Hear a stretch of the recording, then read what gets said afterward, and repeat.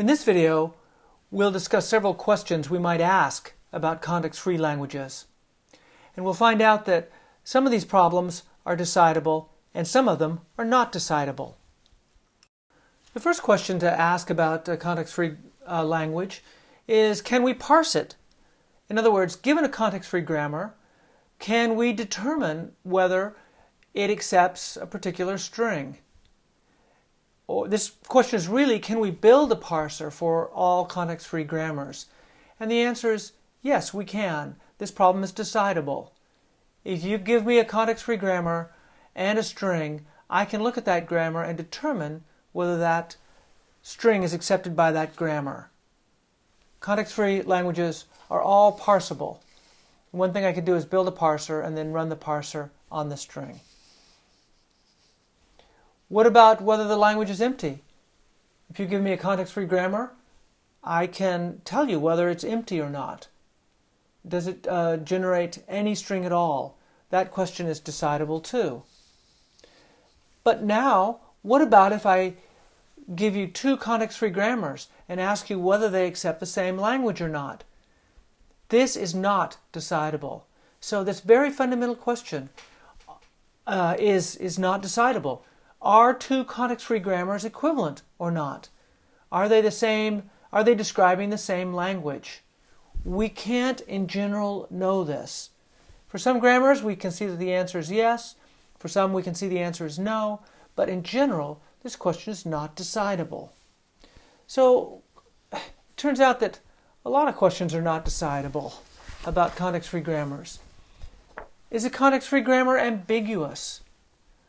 That's not decidable. Do two context-free grammars have any string in common? In other words, is there any string that two different context-free grammars will generate? Is there any intersection in the two languages? That question is not decidable. What about the complement language? If you've got a context-free grammar and you take its complement, is that also context-free? Not decidable. Let's start with the acceptance problem for context-free grammars. We're going to use A for acceptance of context-free grammars. And we're given a grammar and a string, and we're asked, does this grammar generate this string? And this is a decidable language or a decidable problem. Given a context-free grammar and a string, we can write a program. Okay, we can write a program that, given a context-free grammar and a string, will tell you whether that grammar generates the string or not, and that program will always halt. Another way to say that is all grammars are parsable. Okay, which means that for any kind of for any grammar that you have, we can create a parser for it, and that parser then we can run on a potential string. If you give me a grammar, I can create a parser for that grammar, and then I can run it on string W to see whether W is in that language. We also know that for some sorts of grammars, we can create very efficient parsers, and we could answer the acceptance problem very easily and quickly. Given an LLK grammar or an LR grammar, we can generate parsers that operate in order in time. And what that means, what order in means here, this is some special notation for how long a program takes to run. Essentially, n is the number of characters in the input string W. It's the size of the string that we're testing. And order in means that the algorithm to test whether that string is in the language or not is proportional, linearly proportional to the length of the string. It's not n squared or n cubed, but it's proportional to just the length of the string. A string that's twice as long may take twice as long to parse, but anything that can be parsed in order in time can be parsed efficiently. Of course, we can't do any better than that because in general we have to look at every character in the string, so we have to take at least order in time steps because we have to examine every symbol in the input string W, and that takes time proportional to the length of the string. our algorithm has to run twice as long for strings that are twice as long, because we have to look at all those characters. So we're saying here that for most common types of grammars that you might find in, for example, programming languages, we can have very efficient parsers. In general, however, the parser is going to take a lot more time, order n cubed time, basically, where n is the length of the string.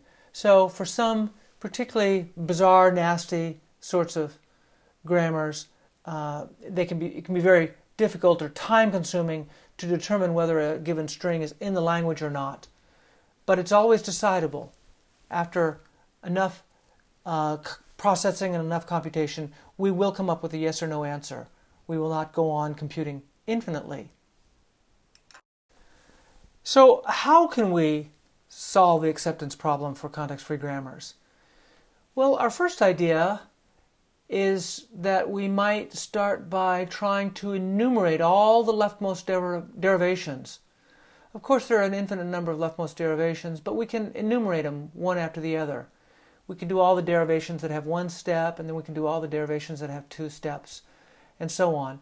So we can go through all leftmost derivations, even though there is an infinite number of them. And for each one of them, we test to see whether that derivation ends with a string w. In other words, we test to see whether that derivation is a derivation of w. And if not, we move on. Of course, there's a major problem to this approach, and that is, what if w is not in the language?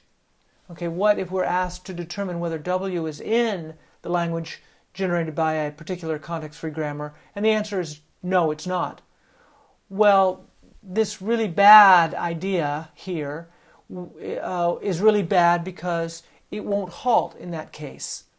I've already told you this is a decidable problem, so this is not an algorithm for that, because this algorithm may not halt, or will not halt, if w is in fact not in the language. So we need a better approach. The better approach we need makes use of Chomsky normal form. Okay, so what we're going to do here to show that the acceptance problem for context-free grammars is decidable is we're going to come up with an algorithm that's given a context-free grammar and a string, and it determines whether that context-free grammar generates that string.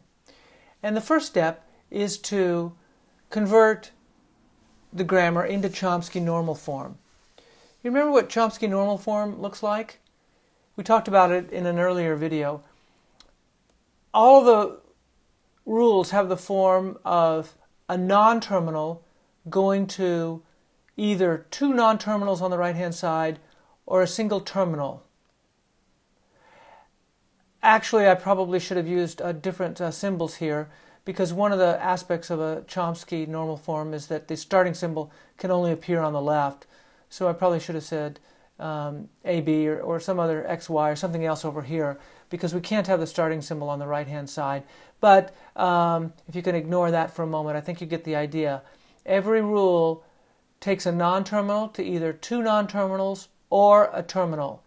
We also allow the starting symbol to go to epsilon, but we have epsilon no place else. So our algorithm does this. In the first step, it converts the grammar that it's given into Chomsky normal form. And in a previous video, I talked about how that algorithm works. It was really long and complicated, but it's decidable. And so now we look at a derivation. Let's look at just any derivation. And notice what happens in a derivation that uses a grammar that's in Chomsky normal form.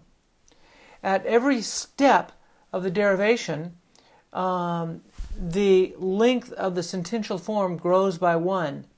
Remember that these things in here are called sentential forms, and they consist of both non-terminals and terminal symbols. Well, because we have this rule S goes to two non-terminals, or any non-terminal is expanded to 2, in each step of the derivation, the length of this grows by 1. So in this step, assuming this is a leftmost derivation, we expanded this S into these two S's, and the length grew by 1. So in n-1 steps, we have a sentential form that's of length n. And then, so if we use just these rules, we can get a string of a bunch of non-terminals, and then we have to use the other sorts of rules where we replace the non-terminals by terminals. And for each symbol in the sentential form, in this case there are 5, we have to apply one of those rules. So it takes 5 steps to replace each of those 5 symbols and get a string of terminals. So for a string of length n, it requires n steps here and n minus 1 steps here. So every derivation of a string with n symbols has exactly 2 to the n minus 1 steps. Okay, that's our key right there. Every derivation has of a string with n symbols has 2 to the n minus 1 steps in the derivation. Well, our previous approach floundered because it was generating all derivations, and there were infinitely many of them. Now, with Chomsky normal form, let's let the length of our string w be n. Okay, so we know how many characters are in w. So now what we do is we generate all derivations that have length 2 to the n minus 1. And since n is a number, that's this 2 to the n minus 1 is a finite number. There are only finitely many derivations with that many steps, right? We have finitely many rules, and we have finitely many steps, so there are only so many derivations that we can come up with. And so we just generate all derivations, and then we check each one of them to see whether it generates the string that we're looking for. If any derivation generates w, then we accept, otherwise we reject. Now this is not the smartest way or the fastest way to determine whether w is in the grammar, but it will work for any grammar and it will clearly terminate. So this shows that the acceptance problem for context-free grammars is decidable. Next, let's look at the emptyness problem for context-free grammars. Given a grammar, does it generate any strings at all, or is the language empty? This is decidable, and to prove that any problem is decidable, we have to give an algorithm. We can give an algorithm in the form of just pseudocode or in some language, or if we want to be extra careful, we can give it as a Turing machine. But either way, we have to give and specify an algorithm, and we also have to make sure that that algorithm always halts and gives us the right answer. So we have to give an algorithm that is correct in the sense that it always halts, and therefore it's a decider, and it's correct. It gives the right answer. So now let's look at this problem of whether a context-free grammar is capable of generating any strings at all. I'm going to show the algorithm on the next slide, but I'm going to work through an example on this slide to show how the algorithm works, because I think it is easier to understand with an example. So we're going to consider a context-free grammar. Here's my context-free grammar, and we're going to ask whether it generates any string at all. In other words, can the starting symbol s be used to generate a string of terminal symbols? We're going to actually answer a more general question. We're going to answer that same question not just for s, but for all the non-terminals. So we're going to ask which non-terminals can generate a string of terminal characters. So let's look at this grammar a little bit more closely. We've got non-terminals s, a, b, c, and d. And we've got some terminal symbols, w, x, y, and z. And well, it's a marking algorithm. What we're going to do is we're going to look and see which non-terminals can generate a string of all terminals. And we see that this rule right here, if we use a goes to x, y, z, we can generate a string of terminal symbols with a. So let's mark a. All right, we'll mark a there, and I'll mark a everywhere it occurs, okay, with a red line. Now let's see, does it occur anywhere else? No. Okay, so everywhere that a occurs, it's marked. A can generate a string of terminal symbols. It can also generate some other sentential forms, but we don't care about those yet. So what else can generate a string of terminals?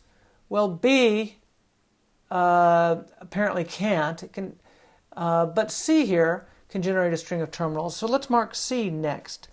So we'll mark C here and C there. Everywhere that C occurs, we'll mark C.